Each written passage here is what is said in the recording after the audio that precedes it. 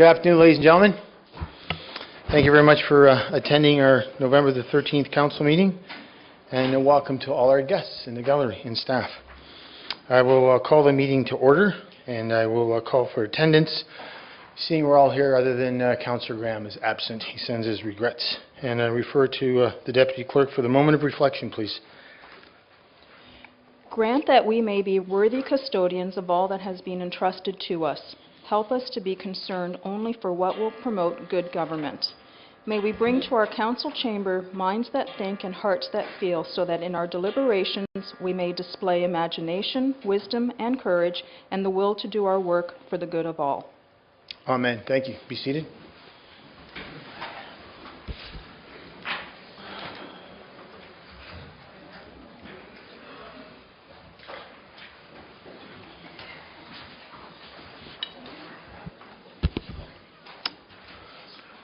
Okay, item number 3 on our agenda. Before us, disclosure pecuniary interest and general nature thereof. Let me just go around the queue here. Councillor Miller. Thank you, Your Worship. 8B2, which is the Parkbridge Lifestyle Communities project, and the corresponding bylaw 2018-174. Is that the same 8B2, sir? Is it the same one? Okay, thank you. Did I see another hand? Councillor Deniers?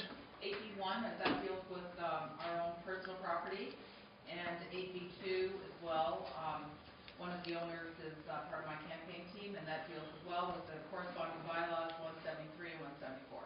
Thank you. Councillor Boyce? 8B6, condominium review. The general nature is family involvement. Thank you. I saw another hand. Councillor McCaw? Thank you. 8A1, regarding the Hague Road extension. Yep. I have an interest in a business on Hague Road, and if there's any bylaw that corresponds to that, I'll declare it on that as well. Okay, and you'll refer that paperwork off before you. And also, I will be declaring a conflict in 8B2 also, which is the subdivision. I have an immediate family member that works for the developer that's adjacent to that subdivision proposal. And I have the paperwork. I'll forward it off to the Deputy Clerk. Okay, seeing that's it. Item number, hopefully we have enough council. Item number 4, public meetings. Seeing nothing today. Item number 5, reading and confirmation of the minutes. Minutes of the regular council meeting the 9th of October 2018 and the regular in-camera session the 9th of October. Moved by Councillor Carr, second by Councillor Miller. All in favour? All opposed? That's carried. Thank you. Okay, we have a couple of deputations today. Item 6.1. We have the Grand Quinty. The entire team is here, and we have Jan Zosiak is representing, and she will do a presentation to council. Is Jan in the crowd? Good afternoon. I love the orange. Thank you, Mayor Christopher, and members of council, for this invitation to return and give a brief update on Grand Quinty's 16 days of activism to end violence against women and girls, known as the Orange Campaign. This global campaign, as you may remember, takes place annually from November 25th, the International Day to End Violence Against Women and Girls, to December 10th, the International Human Rights Day. We are so proud that the Belleville City Council has chosen to unite with communities in 90 countries around the world to shine a spotlight on a problem that affects women and girls everywhere. We are grateful to all of you and to the municipal staff for your outstanding support of Grand Quinty's initiative. The campaign will launch with a short candlelight vigil at Market Square on Sunday, November 25th at 4 p.m. At this time, Mayor Christopher will read the proclamation declaring the 16 days as Unite to End Violence Against Women and Girls Orange Days in the City of Belleville. We are asking those who attend to bring a battery-lit candle or flashlight. These will be lit during a moment of silence as we think about the many women and girls around the world who are experiencing or have experienced gender-based violence or harassment. We will also hear the first-hand account of one of these women. If you are wondering what you can do to participate in this important campaign, here are a few suggestions. First and foremost, attend the vigil. Wear an orange lapel ribbon for the 16 days and explain to people why you were wearing it. Decorate your home or office in orange. Visit the Orange Campaign display at the library on the second floor and borrow one of the books there. drop into Bridge Street United Church anytime between 1 and 7 p.m. on Monday, December 10th, to sign an appeal on behalf of women human rights defenders. Support an organization that supports women who are experiencing violence, and spread the message through social media. #HearMeToo. In closing, I urge all of us to reflect on the theme of this very important campaign. Belleville unites to stop violence against women and girls. Thank you. Fantastic. Thank you so much. Any questions from the floor? How about a round of applause?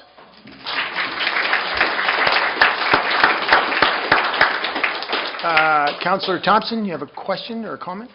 No particular question, just to let them know that the Belleville sign will be orange for the period of November 25th to December 2nd for 1 full week. Okay? If that's... Okay. Thank you very much. And I also want to extend a big time thank you to all the Grands for the work that you do and the awareness that you give our entire community. We're tremendously proud of everything that you've done.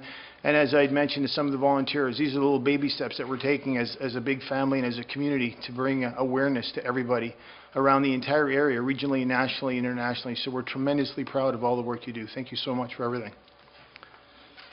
Seeing that, I need a resolution that the deputation representing Grand Quinte providing information on their event taking place November the 25th in support of Grand Orange Campaign be received. Moved by Councillor Miller, second by Councillor Deniers. All in favour? That's approved. Excellent. Good stuff. Good work. Item 6.2, Mr. Forbes and Rob Jakes of Belleville on Bikes will do a presentation to City Council. Good afternoon, gentlemen. Afternoon. Good afternoon.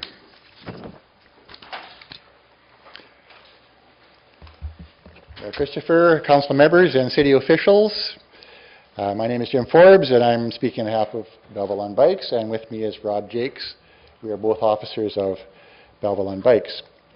Thank you for the opportunity to speak today. The purpose of our delegation is to provide a brief overview of the cyclocross races to be held at West Riverside Park this coming weekend, and also to thank the City and Viridian for their generous support of our event. Belleville on Bikes is a local not-for-profit organization established to promote cycling education in Belleville. We do this through hosting community cycling events and teaching safe cycling skills. Our group includes several safety instructors who have been trained under the national curriculum for CAN Bike. The annual cyclocross race is a fundraiser to help offset the cost of delivering our cycling programs.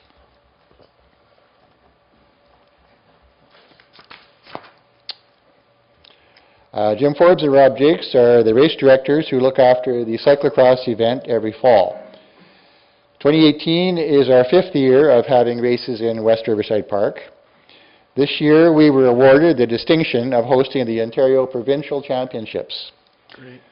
This sanction level was a result of our previous successful reviews by the Ontario Cycling Association. What is cyclocross? Cyclocross originally started in Europe as a fun activity for bicycle racers to keep in shape during the off-season. As the word indicates, competitors would cycle across the countryside.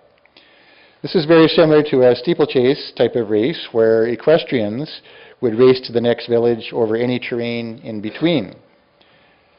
Nowadays, cyclocross races are usually held in city parks within a closed course.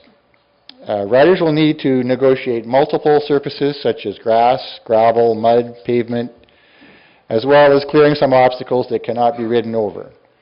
They will be forced to run while carrying their bicycle if necessary. The blue line, if you can see this on the map here, is the route we use for our race. West Riverside Park is well suited to hosting a cyclocross race. There are a variety of wooded trails, open grassy areas, and elevation changes to challenge the competitors. The views along the river also add to the experience. One of our most attractive features is the location of the park, just off the 401 and close to motels and retail outlets. No other Ontario community can boast such services so close to their race venue.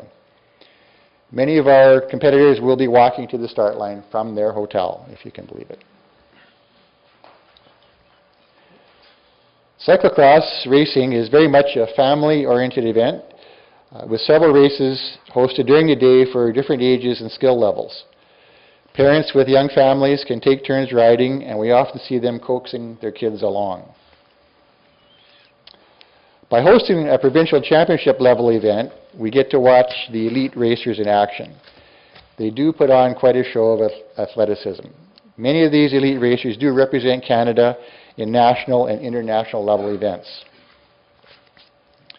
Our event relies heavily on volunteer support and local sponsors. We are pleased to have over 25 volunteers working on setting up the race course, marshalling the route, and cleaning up afterwards. Plus, cash prizes are donated by local merchants. Please come out and see the bike races in action this weekend. It's Saturday and Sunday. Both days races start at 9:30 in the morning. Saturday races will be showcasing competitors based mainly on their skill level, where Sunday races are the provincial championships with races and awards based on age group levels. Any questions? Great, President. Any questions from the floor? Congratulations on hosting the provincial, but can you just walk, because I had this question for you last year and you explained it to me, you know, why do you host it this late in the season when it's cold? Why don't you do it in the summer when it's nice and sunny? Good question. Thank you.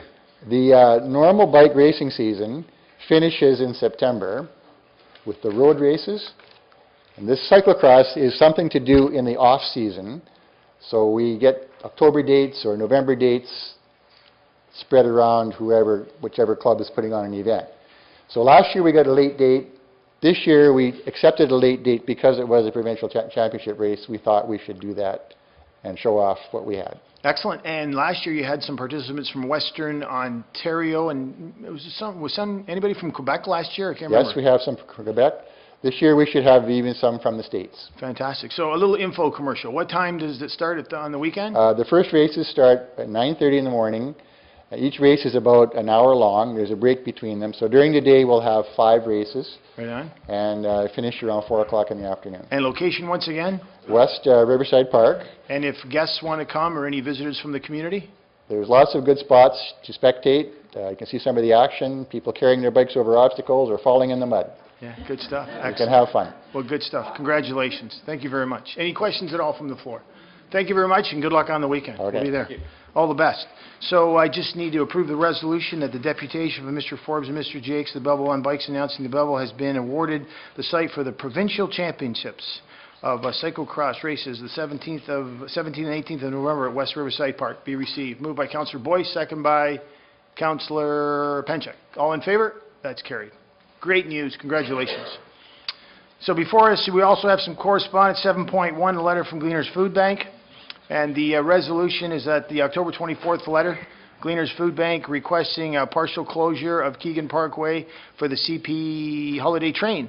The 29th of November be received and referred to consent items 8B19.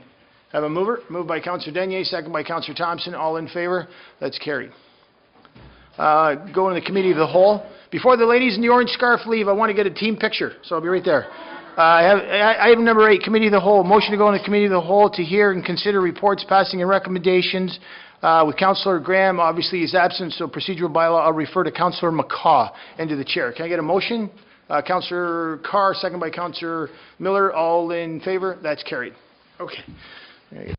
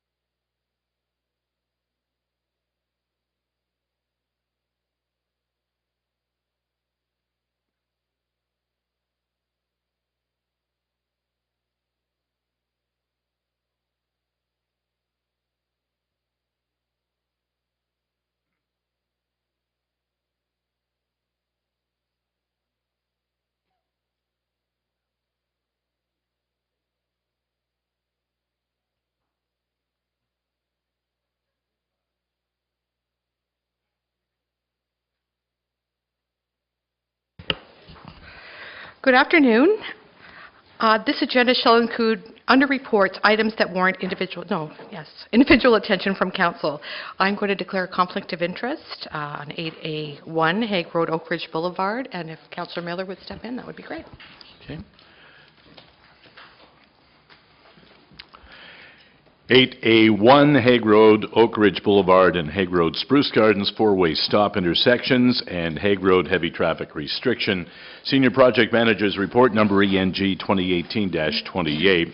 The resolution that a bylaw to approve and authorize an amendment to bylaw number 12967, being a bylaw to regulate traffic within the corporate limits of the Corporation of the City of Belleville, to include four-way stops at the intersections of Hague Road, Oak Ridge Boulevard, and Hague Road Spruce Gardens, and to restrict heavy traffic on Hague Road from Victoria Avenue to Station Street, be prepared for Council's consideration. Can I have a motion, please? Councillor Panchuk, seconded by Councillor Thompson.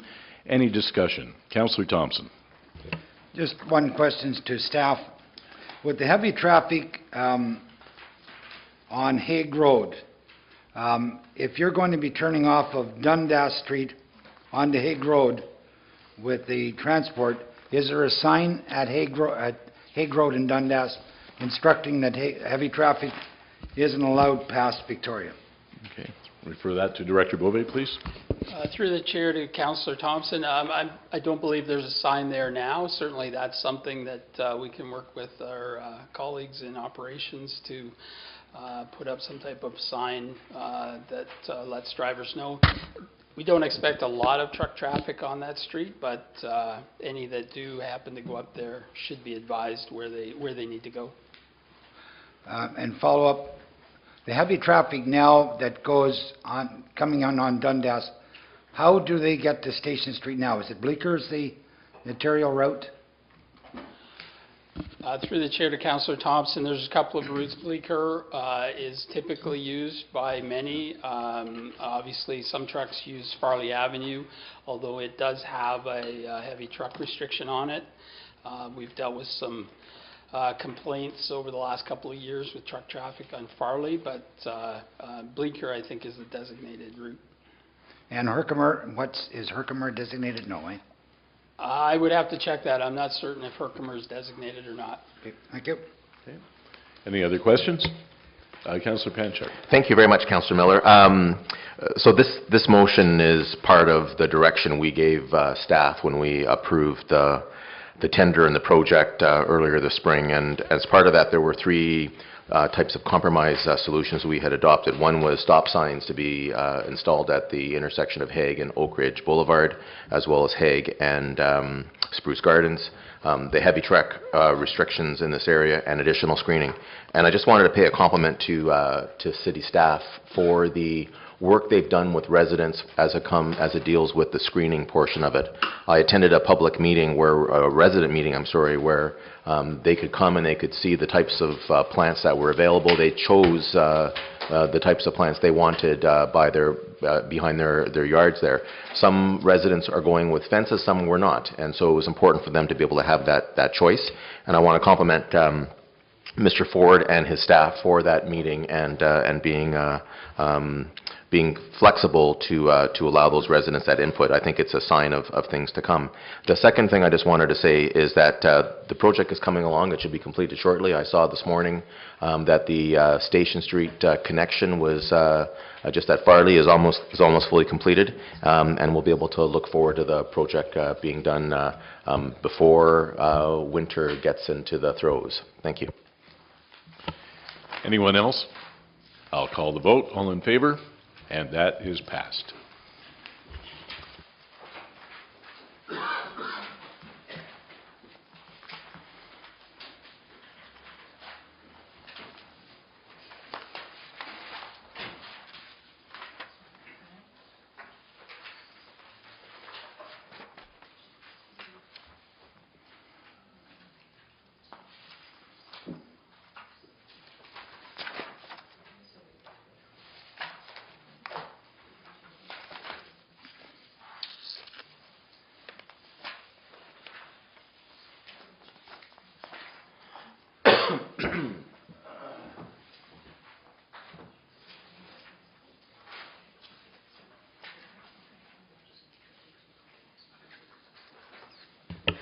Okay.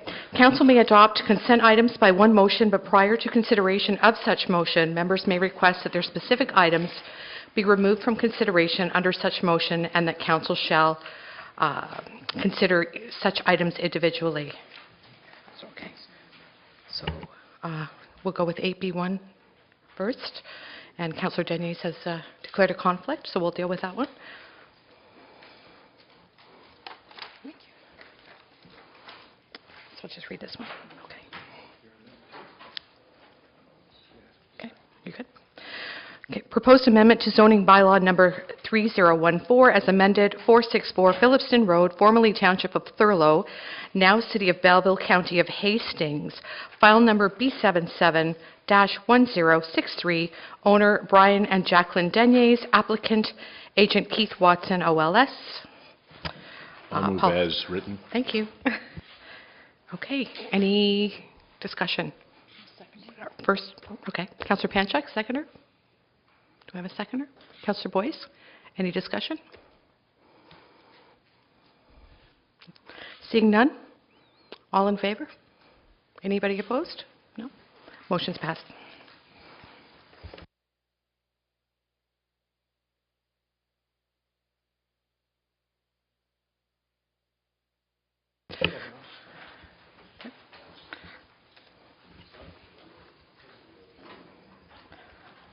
So we're going to move on to 8B2.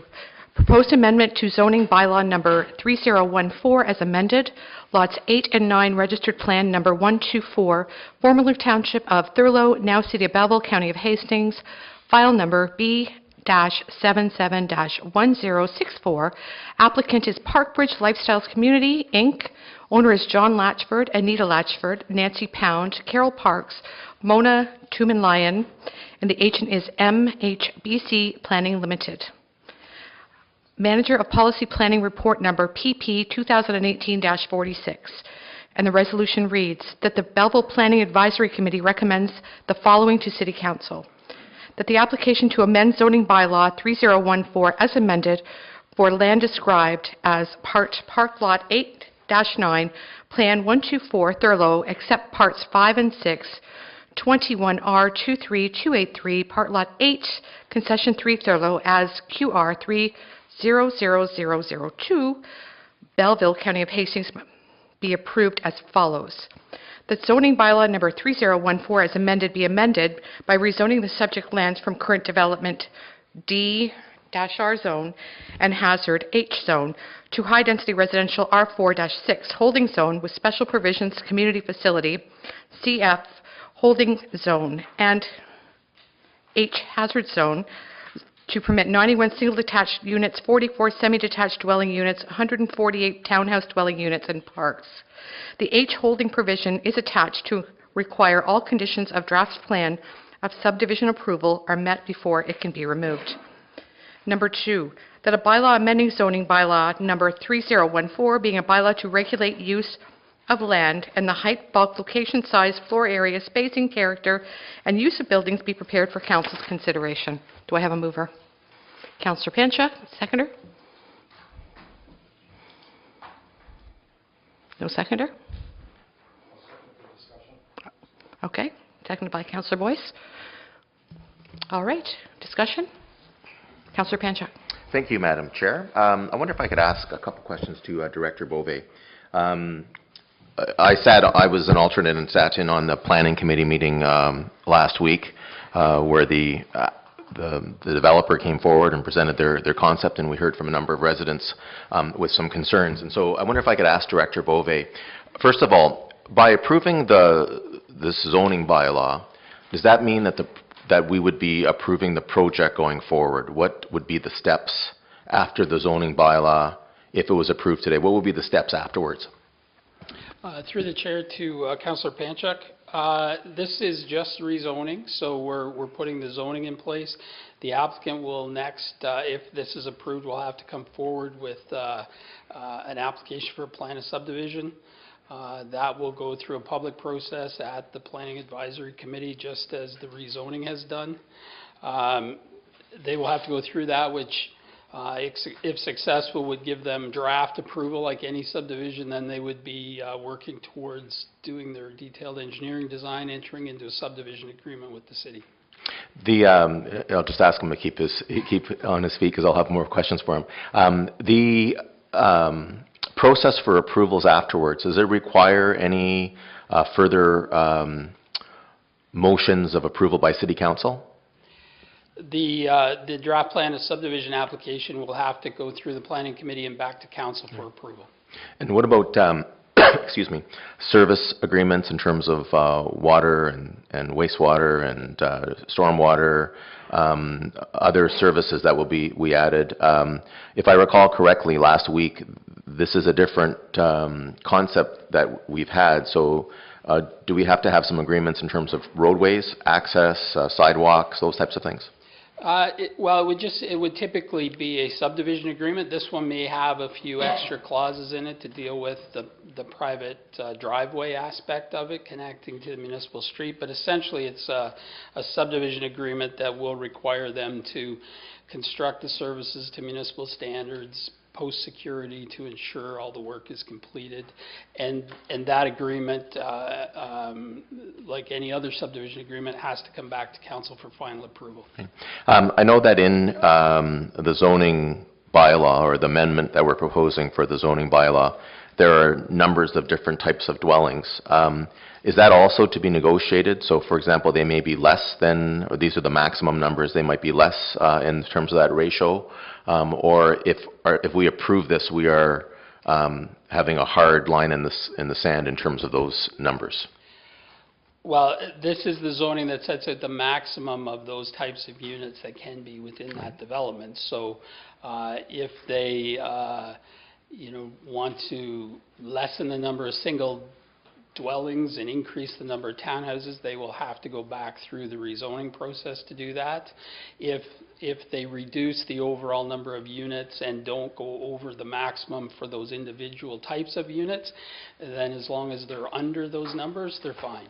Okay, thank you. Appreciate the answers. Madam Chair, just my 2 cents worth. And I heard a number of comments from residents at that meeting, and I've looked at this process, and I'm not prepared today to vote on the final composition of this community. There's so much information that we still need to have in order to do that, and I think this is just a step in that process, which allows them to go to the next stage, which then will understand more about the exact types of dwellings, what the agreements are like, how it will blend in and be part of the larger community.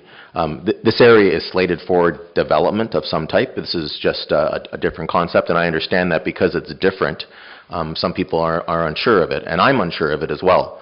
One of the recommendations I made is that if this does get approval, that we should have our staff go to one of the other communities that this company, that Parkbridge operates, because they've got dozens of them across the country, but in Ontario, go to one of the communities and put eyes on it, because there were a number of comments made about what type of housing this would be and how it would turn out.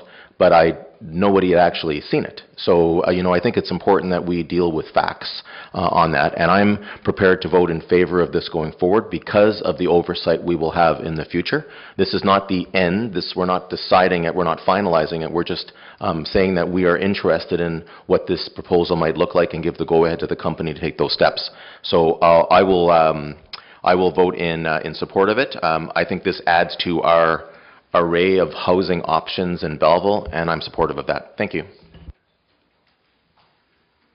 Councillor Boyce, did you have something? No? Okay. Councillor Carr. Thank you, Madam Chair. And while I make my comments, I'd like a recorded vote on this, please. And I sat through planning and certainly listened to the presentation of the applicant, and also heard from a lot of residents, both through phone calls and emails, and there is a lot of questions. And in addition to that, though, I have done some research. I have looked at this particular applicant at another location, and without getting into too much detail, they're in the news, and not necessarily in the news for all the right reasons. My concern is the definition of affordability. And that is an attractive feature, and certainly that was something that was discussed recently publicly through the election process, but I question whether they're actually affordable. And looking at some of the experiences in other communities, and which has hit the media, the people that have actually entered into these agreements come to find out that they have ever-increasing costs year over year, and maintenance costs and things of that nature. So my concern is with the zoning is part of the application process is that it includes the land lease option. It includes the mixture of private and public roads to a larger extent than what we've experienced here. Questions with regards to maintenance. And the proponent was at the planning committee and had a presentation and had a few photographs of other locations, but didn't really get into the details as to the operation side of things. And I know we have our property standards bylaws and things of that nature in terms of enforceability, but it becomes a question of who's maintaining what on these lands. The homeowner, if you will, or the leasee doesn't actually own the land. And so you see a lot of this type of option when it comes to recreational properties. But, and I know there are a few of these developments in other municipalities, but I guess I have grave concerns on that front. The other side of it is our official plan doesn't really talk about the land lease option in terms of a type of house or dwelling. The other side of it as well that I have concern with is how much they want to concentrate in that area and whether it's actually compatible to the existing development and what we are forecasting in the future. So I guess there's more questions than can be that we have answers for right now, and my concern is by allowing this to proceed, we're basically allowing or signaling that we can have this concentration of homes. We're open to the land lease option, which I think has its pitfalls. And so with that, based on the information I have in front of me and some of the due diligence that I've done on my own and some that the residents have provided, and I want to say this about the residents too, is that, and it's very quick for people to say, well, they just don't want it in their backyard. But some of them actually took the time to research this a little bit more and provide some background, and there's actually some merit to some of their concerns. So with that, I just can't support the application. Councillor Thompson. Thank you very much. The part that I'm concerned with is on this, there's an option of the leasing of the land to the people that own the house, and there's no rent controls on that particular cost of rentals. So when it comes to an increase every year, and from property owner to property owner, there's really no guidance in there, from what I understand, that's been presented to us at this point, of any controls in that. And when we look at the cost of, and I don't know whether we've ever been stated the cost of one of these homes. Can somebody give me an estimate of what are these houses going to cost? No. Would it be 200, 250,000? Director Beauvais, do you have any knowledge to that? Through the chair to council, I don't believe there was any estimated sale price given at the planning committee presentation by Parkbridge. The only indication given was that they typically sell for 30% less than a similar type of subdivision, regular subdivision, because the cost of the land isn't factored into the home price. But 30% less, then you got your land leased on top of that, so certainly will take care of, I don't want to speculate on dollars, but certainly take care of some of that percentage less. And, there was speaking about affordable housing, and there's nobody more in favor, and I know a lot of the people during the election on affordable housing, and certainly being a big issue. But affordability, first of all, if we're going to be looking at affordability, a lot of these people in affordable housing wouldn't maybe have transportation, At this point, we don't have transportation out there, and there's just some cost that I'm concerned with, and some of the residents have gone to great detail of sending some information on these type of developments, and I'm afraid if we approve this, that gives the intent to these developers that we're moving ahead, or allowing them to move ahead, and that gives them a false pretenses if we're really not intending to approve this in the long run. So at this stage, I'm not going to approve it. Are there any other comments? If there are none, I'd like to make a few. If someone wants to come up here and take my spot from here. Okay, I just want to sort of touch on a few things that Councillor Carr said. I have had experience in these types of developments. These types of developments typically are not financeable. Lenders don't want them. Lenders don't like them. There really is no way in a foreclosure situation to obtain the property back should someone not pay. That becomes a problem. So if lenders don't want to finance them, I don't know how they're affordable. Secondly, if someone were to be able to purchase one of these units with a private lending source, it has been my experience that the rates are much higher, sometimes as high as 10%. So if you're taking that into consideration, and I'm not even saying that lenders will finance, from what I understand, but even if they do, the rates are higher, and by the time I've factored in basically doing my research, they're not affordable. By the time land leases, maintenance costs, property taxes are also included in that. Add that to an 8 or 10% interest rate if someone is so fortunate enough to get a private lender involved in lending for those specific causes. By the time you do the calculations and the math, those particular individuals could afford a $500,000 home. That's the extensive difference. Anything I've read about this development and the ones that are locally, we do have 3 locally that are very similar ownership models. And the same thing applies. They become very, you can't sell them. They're very hard to sell simply because unless you have about $250,000, $300,000 sitting in the bank, you can't purchase one of these units. So that's, to me, to bring this forward and call it affordable housing, it's not affordable in any way. So I have a real issue moving forward with that as well. Again, if we're looking at it from a standpoint of affordable housing, this is just not the project. And the only benefit here I see is to Parkridge themselves, not to our citizens, not to seniors, not to anyone. If they're going to be exposed to uncontrolled land leases and maintenance costs and things like that, and the ability to not be able to mortgage them, it's a real problem. So with that in mind, I'm definitely not going to support this either.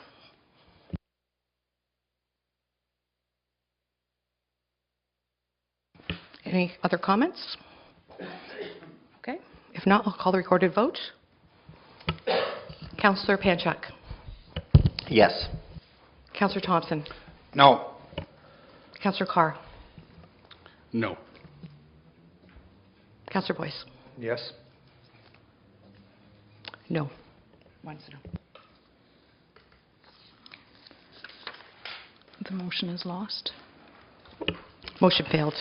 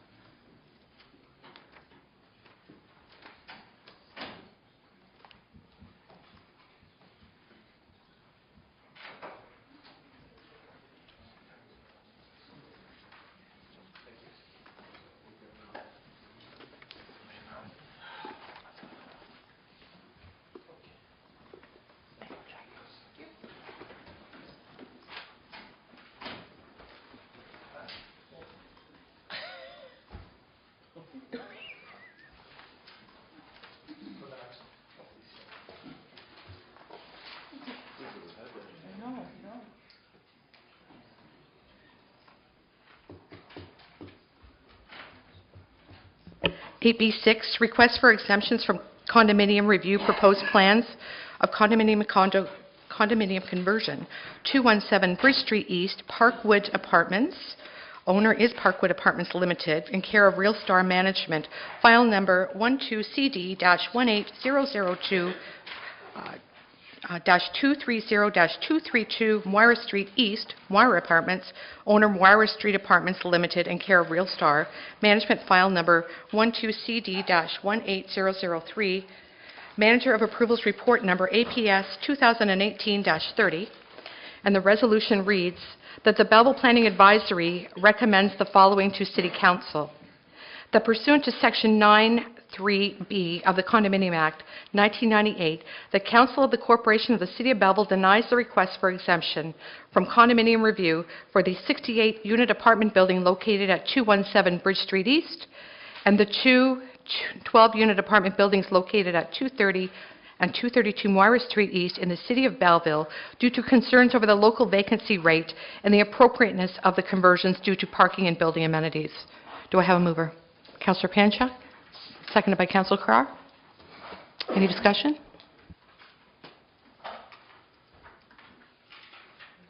The motion is denied, Madam Chair, right? Okay, all in favor of this motion? Motion carries. Thank you.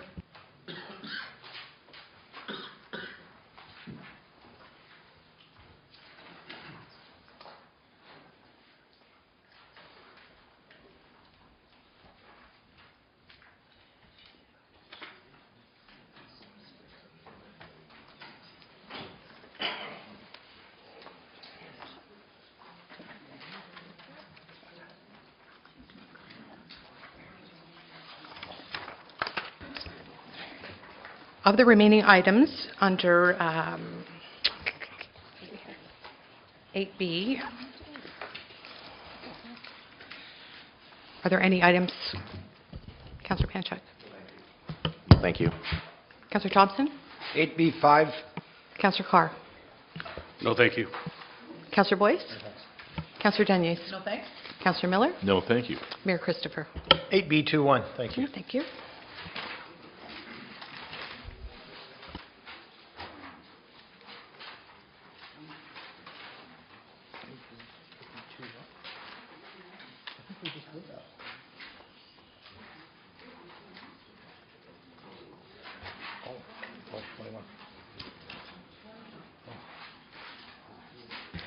So could we have a motion to approve all consent items with the exception of 5 and 21?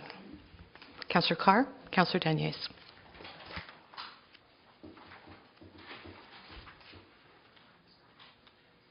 Councillor Thompson?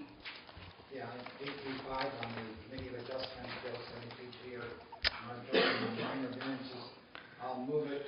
Just a question on, can somebody explain to me what Oh, that... I need a seconder first. Sorry, Councillor Thompson. Sorry to interrupt. Madam, Okay. excuse me, Madam Chair, just for clarity, you should call a vote on Okay. the other ones first. Okay. No worries. Bless. All right. So can we have a vote? All in favor? Anybody opposed? No? Motion carried. Okay, Councillor Thompson. I should probably read it as well. Committee of Adjustment, Bill 73, two-year moratorium on minor variances. Manager of Approvals Report number APS 2018-29, and the resolution reads that the Belleville Planning Advisory Committee recommend to the Council of the Corporation of the City of Belleville that pursuant to Section 45(1-4) of the Planning Act, Council hereby authorizes the submission of all minor variance applications to the Committee of Adjustment within a 2-year time frame of the site-specific zoning bylaw amendment effective immediately. So moved by Councillor Thompson. Do I have a seconder?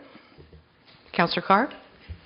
And Councillor Thompson. I just one question to the person who made the report, well, Greg Pitch, and maybe Rod can answer. What does that really technically mean? Does that mean there's no applications for minor variances for 2 years? I just need some explanation on Rod. Sure. Through the chair to Councillor Thompson, when the province amended some of the provincial planning legislation last year, one of the things that they did was put a provision in the Planning Act that restricted a property owner from applying for a minor variance if they had applied for and been granted a rezoning. And that prohibition would last for 2 years. So you couldn't rezone a property to develop it and then come back and apply for a variance to change some of the provisions that were included in the zoning. Probably more intended for development in the GTA, specifically in Toronto itself, where you would have a development come in, get an approval, and then come back and ask for a series of minor variances to change the very nature of the development. For us, that can really handcuff us. So we may have a situation where we approve or council approves the development of an apartment building, and then when they get into the site plan realize that you know, their parking spaces need to be adjusted by a few inches. Under the legislation, they wouldn't be allowed to apply for a variance for 2 years. They would be forced to go back through the rezoning process. Seems a bit heavy-handed. So there is an out that allows municipalities to waive that 2-year period, and that's what this report and recommendation from the Planning Committee is doing. Thank you very much. Thank you, Red. Any other comments, questions? If not, I'll call the vote. All in favor? Motion passed. 8B21, Family Physician Recruitment Program, Manager of Economic and Strategic Initiatives, Report number ECDEB-2018-18, and the resolution reads that pursuant to the Manager of Economic and Strategic Initiatives, Report number ECDEB-2018-18, regarding the execution of return of service agreements with 5 medical students for a total 2018 cost of $125,000 be received. Moved by Mayor Christopher, seconded by Councillor Miller. Mayor Christopher. Thank you, Madam Chair. So I just want to comment on that. First of all, I want to thank Treasury that moved it forward, and also our CEO's office. Obviously, the report is in there and identifies that the council had gone lame duck, so the authority was to the CEO's office. So sincerely want to say thank you to the CEO for moving forward on the signing, and also a special thank you to Karen Post, our Manager of Economic Development, of doing an unprecedented agreement, execution of 5 medical students. It makes us very, very proud of a community our size, and we had mentioned that in the past. So congratulations to all staff and finance, CEO, and also Karen Post of getting the initiative together, and I think it brings our count up to, I'm sorry? 28, I think. So that's good. I think we had 8 this calendar year. So it's a good news story. Thank you very much to everybody. Thank you to council also for supporting the resources that we have for healthcare. Even though we've said publicly it's a provincial policy or provincial responsibility, and also in the agenda it identifies that council, we received some resources from Trent Val, and they're putting that towards a marketing and a media campaign to identify to the public that, you know, we as stewards of their resources, municipally wise, you know, we still need the assistance of the province of healthcare. So it's a big time.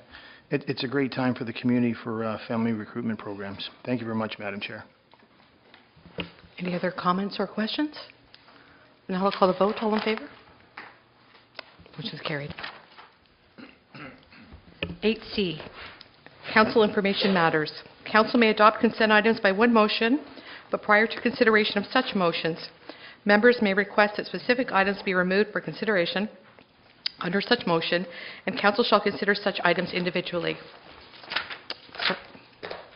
Councillor Boyce. No, thank you. Councillor Deniers. No, thank you. Councillor Miller. No, thank you. Mayor Christopher. No, I'm good. Thank you. Councillor Panchak. No, thank you. Councillor Thompson. No, thank you. Councillor Carr. No, thank you. Okay. With that, we have no item. Can I have a motion, please, to approve all? Councillor Carr, seconded by Councillor Thompson. All in favor? Motion carried. 8D, Rise and Report.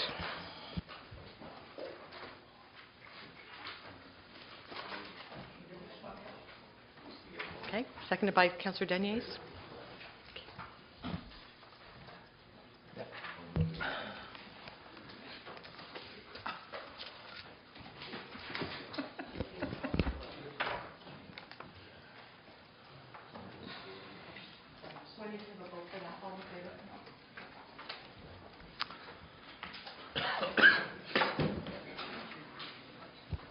Great, good job. Okay, item number 9, bylaws. First reading of the bylaws. I'm just going to ask the clerk, which one, Councillor McCaw? Is it 172?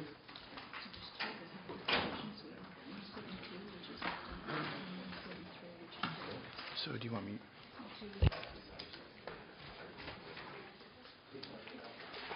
Okay, with the assistance of the Deputy Clerk. So on our bylaws, be read first, second, and third time, 2018-172. Councillor McCaw took a conflict on that, so I need a motion.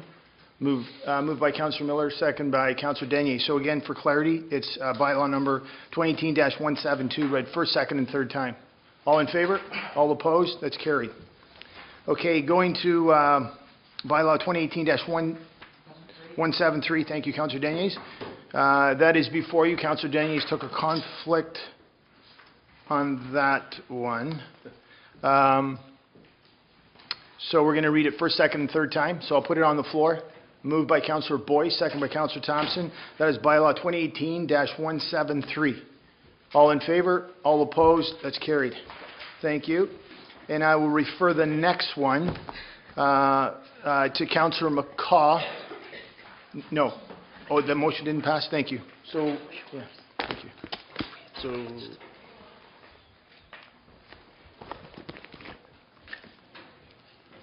So I have to ask the clerk, the one that Councillor Boyce took a conflict on, is there a bylaw in here? Okay, thank you very much. I'll wait for them to come back. Now I just got to find my notes here.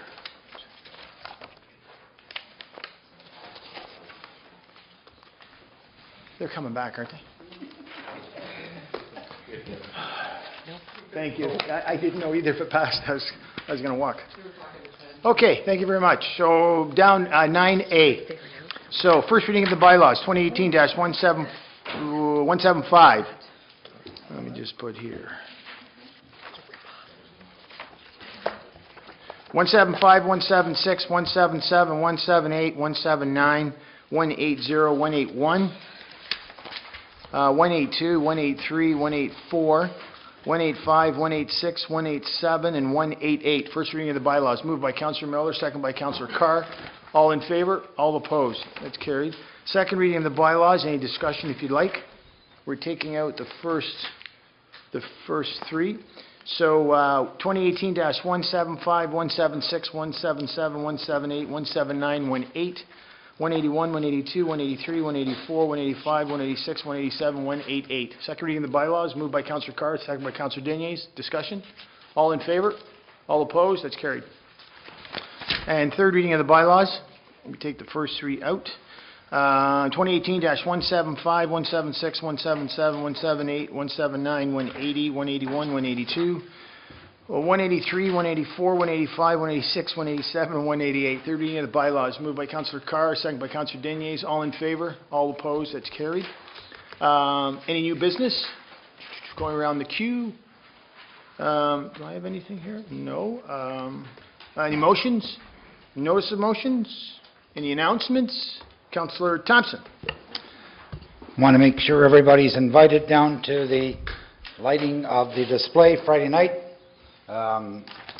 We will be down there at 5 o'clock. We will have Timbits, coffee, other items to give out. We'll have some music starting at 5:45. The announcement will be turning on the lights at 6, with music continuing until 7:30 with Tony Vandy and a particular group. So we invite everybody down. We'll have the horse wagon rides down there for 2 hours Friday night, and each Friday night thereafter we'll have music. And I want to congratulate the committee for all the work they've done getting it out to the public, and encourage everybody to come down. It's a beautiful night for entertainment for the kids, and come down and enjoy the evening. Thank you. Very nice. Good stuff. Staff, any announcements at all? Anything we missed? Manager Joe Reid, you have the floor. how about drop the mic when you're done? No, thank you.